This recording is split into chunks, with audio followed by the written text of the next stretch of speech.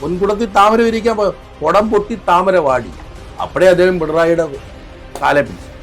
പിന്നെ പുള്ളി പിണറായി പക്ഷക്കാരനായി. രണ്ടുപേരും ഒരു നാണയത്തിൻ്റെ ഇരുവശങ്ങൾ. ഇവരെയൊക്കെ ശ്രദ്ധിച്ചിട്ടുണ്ടോ? പിണറായി വിജയൻ, വെള്ളാപ്പള്ളി നടേശൻ, സുകുമാരൻ നായർ, ഇവരെല്ലാം കുടുംബത്തിന് വേണ്ടിയാണ് ഇവരുടെ പ്രവർത്തനം. വെള്ളാപ്പള്ളി നടേശന് ഇതോ എഴുത്തുമാനല്ലോ ഈ യോഗനാഥത്ത് വരുന്ന എഡിറ്റോറിൽ അദ്ദേഹം എഴുതുന്നതാണോ വിചാരിക്കുന്നത്? അതൊക്കെ വേറെ ആമ്പിള്ളേർ അറിയാവുന്ന വിവരമുള്ള പിള്ളേരെ കൊണ്ടേ ഇരിക്കുന്നതാണ്. അവിടെ ഒരു ആസ്ഥാന മന്ദിരം സ്വന്തം സ്ഥലത്ത് SNDP യോഗത്തിന്റെ ഭൂമിയിൽ പണിയാൻ കഴിയാത്ത ഒരു നേതാവാണ് ശ്രീമാൻ വെള്ളാപ്പള്ളി നടേശൻ. ഞങ്ങളുടെ യോഗം അത് SNDP യോഗ. ആ യോഗത്തിന്റെ കസേര കയറി നിന്നിട്ട് എങ്ങനെ കാണിക്കുന്നത്? ആരെ സഹായിക്കാനാണ്? BDJസിന്റെ പൊളിറ്റിക്കൽ ഐഡിയോളജി എന്താണ്? എന്ത് ഐഡിയ? എന്റെ പൊന്നു സാറെ, ഒരു സ്കൂട്ടറെ കയറ്റാനുള്ള ആളുണ്ടോ? VN വാസവനാണോ ഈ സുകുമാരൻ നായർ വെള്ളാപ്പള്ളി നടേശന്റെ ഇടയിലുള്ള പാലം? ഉറപ്പല്ലേ? നമസ്കാരം, നേഷൻ ഫസ്റ്റിലേക്ക് സ്വാഗതം. നേഷൻ ഫസ്റ്റിൽ ഇന്ന് അതിഥി SNDP യോഗത്തിന്റെ മുൻ വക്താവും BDJസിന്റെ സ്ഥാപക സെക്രട്ടറിമാരിൽ ഒരാളുമായിരുന്ന അഡ്വക്കേറ്റ് KM സന്തോഷ് കുമാറാണ്. സർ നമസ്കാരം. നമസ്കാരം. SNDPയും വെള്ളാപ്പള്ളി നടേശനും NSSും ഒക്കെ വാർത്താമാധ്യമങ്ങളിൽ നിറഞ്ഞാടിയ 2 വാരങ്ങളാണ് നമുക്ക് മുൻപ് കടന്നുപോയത്.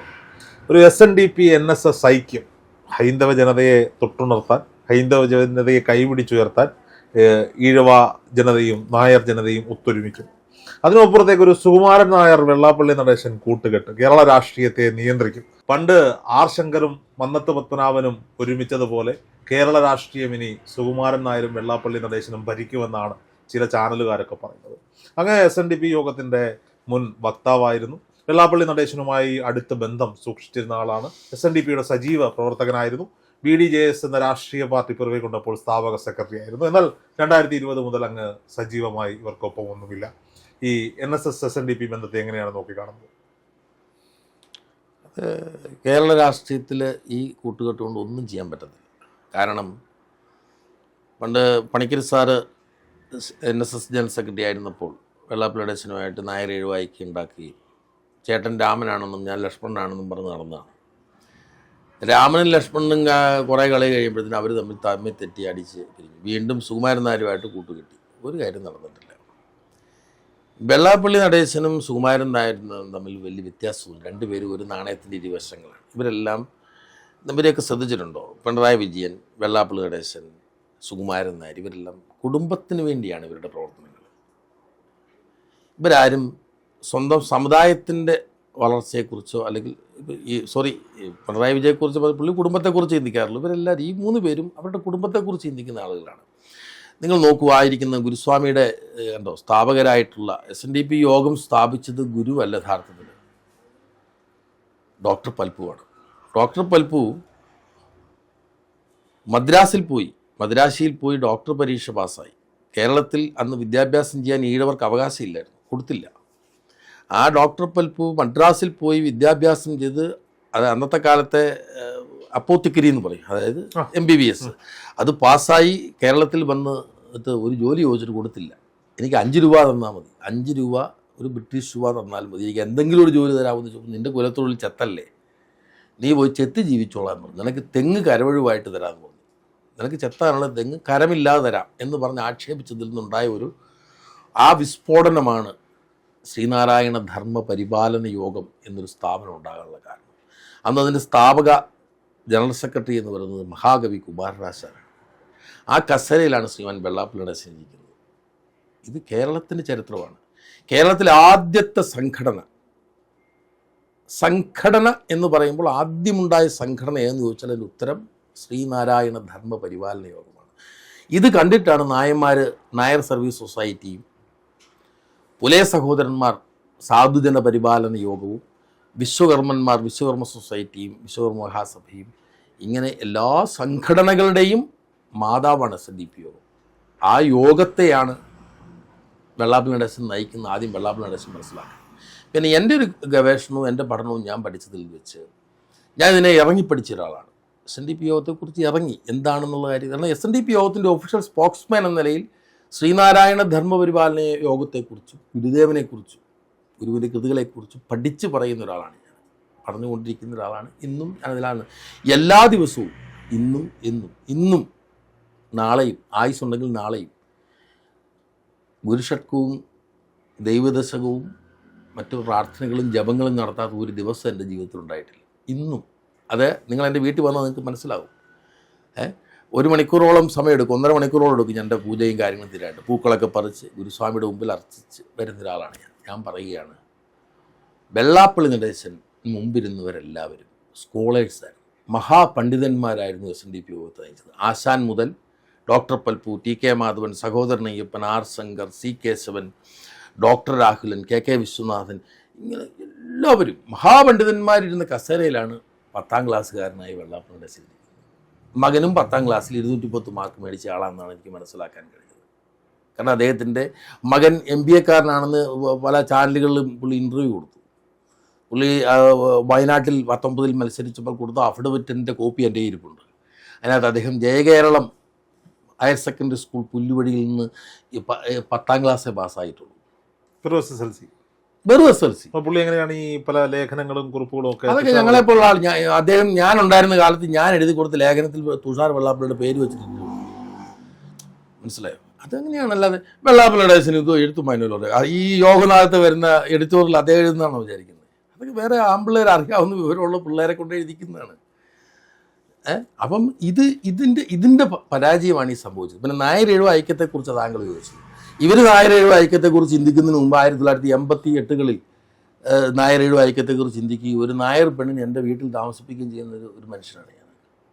എൻ്റെ വീട്ടിലോ എൻ്റെ തീന്മേശയിലോ എൻ്റെ അടുക്കളയിലോ എൻ്റെ വീട്ടുമുറ്റത്തോ ജാതിയില്ല. ജാതിഭേദം മതദ്വേഷം ഏതുമില്ലാതെ സർവരും സോദരത്വേന വാഴുന്ന മാതൃകാ സ്ഥാനമാമിത് എന്നാണ് ഗുരുസ്വാമി പറഞ്ഞിട്ടുള്ളത്. മതമേതായിക്കോട്ടെ മനുഷ്യൻ നന്നാണ്. ആ മതമേതായാലും മനുഷ്യൻ നന്നായാൽ മതി എന്ന് പറഞ്ഞ ഗുരു സ്ഥാപിച്ച SNDP യോഗത്തിന്റെ ജനറൽ സെക്രട്ടറി കസേരയിൽ ഇരുന്നുകൊണ്ട് വെള്ളാപ്പള്ളി നടേശൻ പറയുന്നു, ഇവിടെ മലപ്പുറത്ത് എന്തോ ജിഹാദികളുടെ വീഴ്ചയാണ്, അവിടെ ഒരു വിദ്യാഭ്യാസ സ്ഥാപനം തുടങ്ങാൻ പോലും ജിഹാദികൾ സമ്മതിക്കുന്നില്ല. സാറേ, ആ പറയുന്നതിനകത്ത് ആദ്യം വേണ്ടത് എന്താണ്? നമ്മൾ കേരളത്തിലാണ് ജീവിക്കുന്നത്.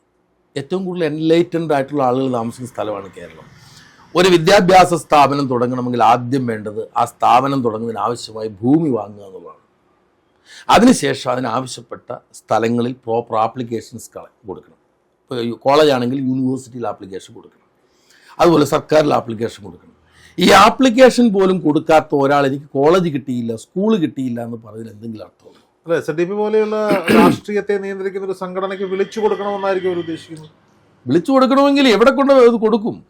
മഹാനായ ആർ ശങ്കർ നെടിയരിയും പിടിയരിയും, അതായത് അന്ന് നമ്മൾ കഞ്ഞി വെക്കുമ്പോൾ, വൈകുന്നേരം കഞ്ഞി വെക്കുമ്പോൾ അതിൽ ഒരു പിടി അരി ഒരു പാത്രത്തിൽ മാറ്റി വെക്കണം.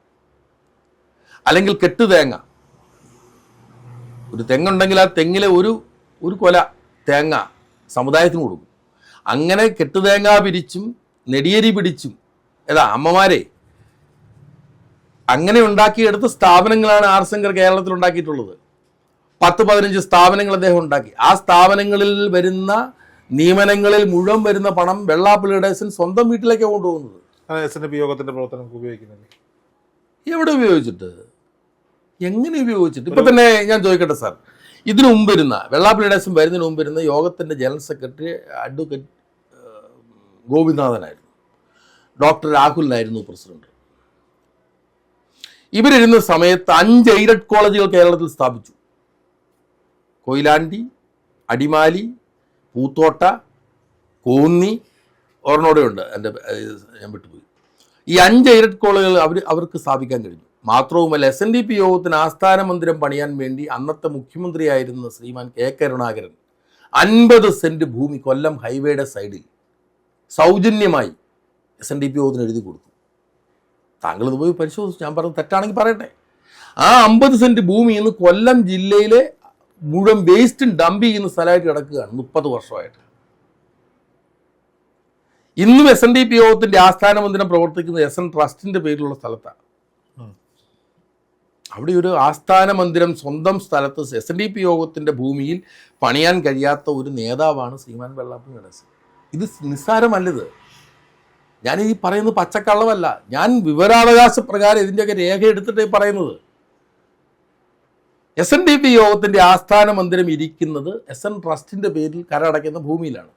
ഇന്ന് SNDP യോഗത്തിന്റെ ആസ്ഥാന മന്ദിരം ജപ്തി ചെയ്തിരിക്കുകയാണ്. SNDP യോഗത്തിന്റെ ആസ്ഥാനം ആ ഇരിക്കുന്ന സ്ഥലം ജപ്തിയിലാണ്. മൈക്രോ ഫൈനാൻസ് തട്ടിപ്പ് നടത്തിയിട്ട് സർക്കാരിൻ്റെ 3% പലിശ കിട്ടിയ എന്ന പൈസ വകമാറ്റി കൂടിയ തുകയ്ക്ക് പലിശക്ക് കൊടുത്തത് വിഷയമായി VS അച്യുതാനന്ദൻ എന്റെ പരാതിക്കാരൻ. അറിയാലോ, താങ്കൾക്ക് അറിയാലോ, എത്രയോ കേസുകളുണ്ട് ഇവിടെ. ആ VS അച്യുതാനന്ദൻ കേസ് കൊടുത്ത ആ കേസ് ആയി വന്നിട്ട് ഇതുവരെ 10-15 വർഷമായിട്ട് ആ കേസിൽ ഒരു അന്വേഷണവും ഇല്ല, ഒന്നുമില്ല. ഇപ്പം ഞാനിപ്പോൾ ഇരിക്കുന്ന ഏറ്റുമാനൂരാണ്. എൻ്റെ ഓഫീസ് പ്രവർത്തിക്കുന്ന ഏറ്റുമാനൂർ. ഞാനിവിടെ ജനിച്ചു വളർന്നയാളാണ്. എനിക്ക് 57 വയസ്സായി. ഈ ഏറ്റുമാനൂർ നിയോജക മണ്ഡലത്തിൽ വെള്ളാപ്പള്ളി നടേശൻ്റെ പൊളിറ്റിക്സ് ആണ് പറയുന്നത്. ന്യായരേഴ് ഐക്യത്തെക്കുറിച്ച് ചോദിച്ചുകൊണ്ടാണ് പറയുന്നത്. വെള്ളാപ്പള്ളി നടേശൻ ഇവിടെ അന്ന് 2016 BDJS 15 ഉണ്ടാകുന്നു. ഡിസംബർ മാസം 5-ാം തീയതി ശംഖുമുഖത്ത് 5-10 ലക്ഷം ആളുകളെ നിർത്തിക്കൊണ്ട് ജയ് BDJS എന്ന് പറഞ്ഞ അദ്ദേഹം കൊടിപൊക്കിയതാണ്. ഈ BDJS എന്ന് പറഞ്ഞ പാർട്ടി അത്രയും ലക്ഷം പേര്, എത്ര ഓരോ ശാഖായോഗങ്ങൾക്കും ഓരോ യൂണിയനുകൾക്കും ചെലവായ കോടിക്കണക്കിന് പൈസയുണ്ട്. ഇയാളത് തിരിച്ചു തരുമോ? പറ. BDJS NDAയുടെ ഭാഗമായി പ്രവർത്തിക്കുന്നുണ്ടല്ലോ. പറയട്ടെ, ആ പൊടിവെക്കിയ പാർട്ടി 2016 മത്സരിക്കുമ്പോൾ NDA ആയിട്ട് കൂടി മത്സരിക്കുമ്പോൾ വെള്ളാപ്പള്ളി നടേശനും അദ്ദേഹത്തിന്റെ സ്വന്തം ഭാര്യയും ഹെലികോപ്റ്ററിൽ കയറിയ കേരളം മുഴുവൻ യാത്ര ചെയ്തുകൊണ്ട് NDA കൂട്ടുപിടിക്കാൻ. അല്ല, പറയട്ടെ, തെറ്റാണ് ഞാൻ പറയുന്നത്, തെറ്റാണെന്ന് ഞാൻ പറയട്ടെ. അങ്ങനെയല്ലേ വേണ്ടത്. BDJS ഉണ്ടാക്കിയ ആളാണ് ഇദ്ദേഹം. ആ BDJS 2016 ഇലക്ഷൻ കഴിഞ്ഞപ്പം കുടം പൊട്ടി, പൊൻകുടത്തിൽ താമര വിരിക്കാൻ കുടം പൊട്ടി താമര വാടി. അപ്പോഴേ അദ്ദേഹം പിണറായിയുടെ കാലെ പിടിച്ചു. പിന്നെ പുള്ളി പിണറായി പക്ഷക്കാരനായി മാറി. ഈ പുള്ളിക്ക് എന്ത് എത്തിക്സാ ഉള്ളത്? വെള്ളാപ്പള്ളി നടേശൻ എന്ന് പറഞ്ഞ മഹാനായ അദ്ദേഹത്തിന്റെ എത്തിക്സ് പറ. എല്ലാ മനുഷ്യർക്കും ഒരു എത്തിക്സ് വേണ്ടേ? കുമാരനാശാൻ ഇങ്ങനെ ചെയ്യുമായിരുന്നു, ഡോക്ടർ പൽപു ഇങ്ങനെ പറയുമായിരുന്നു, TK മാധവൻ പറയുമായിരുന്നു. ചെറിയ പ്രസ്ഥാനമല്ല SNDP യോഗം. ഇത് വെറും കള്ള് കച്ചവടക്കാരുടെ സംഘടനയല്ലത്. ആരായുകിൽ അന്തത്വമൊഴിച്ചാതി മകസിന് നേരാം വഴി കാട്ടും ഗുരുവല്ലോ പരദൈവം എന്ന് പാടുന്നവരാ ഞങ്ങള്. അങ്ങേ തിരുവുള്ളൂറിയൊരു അൻപിൻ വിനിയോഗം ഞങ്ങൾക്ക് ശുഭം ചേർത്തിടുമേ. ഞങ്ങളുടെ യോഗം, ഞങ്ങളുടെ SNDP യോഗം, അത് ചെറിയ വാക്കല്ലത്. അങ്ങേ തിരുവുള്ളൂറിയൊരു അൻപിൻ വിനിയോഗം ഞങ്ങൾക്ക് ശുഭം ചേർത്തിടുമേ ഞങ്ങളുടെ യോഗം. അത് SNDP യോഗ. ആ യോഗത്തിന്റെ കസേര കയറി നിന്നിട്ട് എങ്ങനെ കാണിക്കുന്നത്? ആരെ സഹായിക്കാനാ? ആരെ രക്ഷിക്കാനാ? ഇത് തിരിച്ചറിയാൻ പറ്റുന്ന ഒരു ഒറ്റ ഈഴവൻ ഇന്ന് കേരളത്തിലില്ല. എനിക്കെന്ത് കിട്ടും? തിരിച്ചറിഞ്ഞിട്ട് എന്താണ് പ്രയോജനം? ഈ നാട്ടിലെ വലിയ വ്യവസായിയായ ഗോകുലം ഗോപാലൻ ഒരിക്കലും ഇദ്ദേഹത്തിനെതിരെ സംഘടനയുമായി വന്നതാണ്. അദ്ദേഹം പറ്റിയില്ല. ജെന്റിൽമാനാണ്. ഗോകുലം ഗോപാലൻ ഒരു ജെന്റിൽമാനാണ്. അദ്ദേഹം ഒരു മഹാമനുഷ്യനാണ്. അദ്ദേഹത്തിൻ്റെ ഒരുപാട് കാരുണ്യവും വാത്സല്യവും അനുഭവിക്കാൻ കഴിഞ്ഞിട്ടുള്ള ആളായിരുന്നു. അദ്ദേഹത്തെ എതിർത്തിയാൽ ഒരുപാട് ഞാൻ പ്രസംഗിച്ചിട്ടുള്ള. അന്ന് ഞാനൊരു ശ്രീനാരായണീയനല്ലായിരുന്നു 20 വരെ. ഞാനൊരു വെള്ളാപ്പള്ളിയനായിരുന്നു. അങ്ങനെയുണ്ട്. ഞാൻ വെള്ളാപ്പള്ളിയനായിരുന്നു. ഞാൻ വെള്ളാപ്പള്ളിക്ക് വേണ്ടി പറഞ്ഞവനാ. വെള്ളാപ്പള്ളിക്ക് വേണ്ടി ഈ എല്ലാ ചാനലിലും വന്നിരുന്ന് വെള്ളാപ്പള്ളിയാണ് ഏറ്റവും വലിയ ദിവ്യൻ എന്ന് പറഞ്ഞ ആള് സന്തോഷ് കുമാറാണ്. ഏഷ്യാനെറ്റിലൂടെ ഞാനാണ് ആദ്യം പുതിയ പൊളിറ്റിക്കൽ പാർട്ടി കേരളത്തിൽ ജനിക്കുന്നത്. എൻ്റെ നാവിലൂടെയാണ് ആദ്യം പുറത്തു വരുന്നത്. BDJS. അല്ല, പറയട്ടെ, BDJസിന്റെ പൊളിറ്റിക്കൽ ഐഡിയോളജി എന്താണ്? എന്താ ഐഡിയോളജി? എൻ്റെ പൊന്നു സാറേ, ഒരു സ്കൂട്ടറെ കയറ്റാനുള്ള ആളുണ്ടോ അതിനകത്ത്? ആ പാർട്ടിക്കകത്ത് ഒരു സ്റ്റഫുള്ള ഒരുത്തിൻ്റെ പേര് പറയോ? ഒരാളുടെ പേര് പറയോ? ഞാൻ ചോദിക്കട്ടെ, ഈ അന്ന് 2016 29,500 വോട്ട് BDJS ഈ മണ്ഡലത്തിൽ പിടിച്ചത് ഏറ്റുമാനൂര്. അടുത്ത ഇലക്ഷൻ വന്നപ്പോഴത്തേന് വാസവനുമായിട്ട് ഒത്തുകൊണ്ട് മനസ്സിലായോ? ഒത്തുകളി മനസ്സിലായോ? BN വാസവനായിട്ട് ഒത്തു കളിച്ചിട്ട് BDJസിനോട് സ്ഥാനാർത്ഥി ഇല്ലാതെ പോകുന്നു. 29,500 വോട്ട് പിടിച്ച ഒരു മണ്ഡലത്തിൽ അടുത്ത ഇലക്ഷൻ വന്നപ്പോൾ സീറ്റ് മേടിച്ചില്ല. എന്താ കാരണം? ഒത്തുകളി. ഇന്ന് വാസവനല്ലേ ഇവരെ സപ്പോർട്ട് ചെയ്യുന്നത്? വാസവനല്ലേ ഈ കളിക്ക് മുഴുവൻ കൂട്ടി നിൽക്കുന്നത്? വാസവനാണോ, VN വാസവനാണോ ഈ സുകുമാരൻ നായർ വെള്ളാപ്പള്ളി നടേശന്റെ ഇടയിലുള്ള പാലം? ഉറപ്പല്ലേ? അത് അന്ന് കഴിഞ്ഞ ദിവസം സുകുമാരൻ നായർ പത്രസമ്മേളനം നടത്തിയപ്പോൾ വാസവന്റെ ഫോൺ വന്നതും അങ്ങനെ വാസവനാണ്. യഥാർത്ഥത്തിൽ ഇപ്പൊ ഏറ്റുമാനൂർ മണ്ഡലത്തിൽ മഹാനായ ജോർജ് ജോസഫ് പൊടുവാറയുടെ മണ്ഡലമായിരുന്നു. അദ്ദേഹം MLA ആയിരുന്നു. അദ്ദേഹത്തിനോടൊപ്പം MLA ക്വാർട്ടേഴ്സ് താമസിച്ച് LLB പഠിച്ച ഒരാളാണ് ഞാൻ, KM സന്തോഷ് കുമാർ. 87 അദ്ദേഹം മത്സരിക്കുമ്പോൾ അദ്ദേഹത്തിന് വേണ്ടി നടന്ന പ്രാസംഗികനാണ് ഞാനും നസീർ ഹസനും ജോസഫ് ചാവറയും ഉണ്ണികൃഷ്ണൻ നായർ. ഞങ്ങൾ 4 പ്രാസംഗികരാണ് ഇവിടെ ഈ മണ്ഡലത്തിലുണ്ടായിരുന്നു. ഞങ്ങളന്ന് 2 മുന്നണിയും തോപ്പിച്ച് ജയിച്ചതാണ് അവസരപ്പിച്ചത്. ആ ഔസേപ്പച്ചൻ്റെ മഠം. ഔസേപ്പച്ചൻ ജീവിച്ചിരിക്കുന്നിടം വരെ കോട്ടയം മെഡിക്കൽ കോളേജിൽ ഒരാൾക്കും റോളുമില്ലായിരുന്നു. ഇന്ന് കോട്ടയം മെഡിക്കൽ കോളേജ് ഒന്ന് പോയിക്കേ, നിങ്ങളവിടെ നിൽക്കുന്ന സെക്യൂരിറ്റിക്കാരാരാ? കണ്ണൂരിൽ നിന്ന് വരുന്ന CPM-കാരനാണ് അവിടുത്തെ സെക്യൂരിറ്റിക്കാരൻ. ഇന്ന് PSC നിയമനങ്ങൾ ഇല്ലല്ലോ സുഹൃത്തെ, കാലം മാറിയില്ലേ. ഞാൻ ഈയിടെ എൻ്റെ ഒരു ബന്ധു അവിടെ കിടന്നപ്പോൾ ഞാനവിടെ പേവാടിൽ അവിടെ കാണാൻ ചെന്നപ്പോൾ എന്നെ കയറ്റി വിട്ടില്ല. അപ്പോൾ പറഞ്ഞു ആരിൽ പാർട്ടിക്കാരെ കൊണ്ട് വിളിച്ചു. ഞാൻ എനിക്ക് സൗകര്യമില്ല. അവസാനം പേവാടിൽ നിന്ന് എൻ്റെ ബന്ധു പാസുമായിട്ട് ഇറങ്ങി വന്നതിന് ശേഷമാണ് എന്നെ കയറ്റി വിട്ടത്. എന്താ അങ്ങനെയായിരുന്നോ പണ്ട് കേരളം? ഇന്ന് കേരളത്തിലെ കാര്യങ്ങൾ തീരുമാനിക്കുന്നത് പാർട്ടിയാണ്. നിയമനങ്ങളുണ്ടോ കൃത്യമായിട്ട്? PSC കറക്റ്റായിട്ട് ചെയ്യുന്നുണ്ടോ? ഇഷ്ടക്കാരനെ അവർ നിയമിക്കും, ഇഷ്ടമുള്ളത്.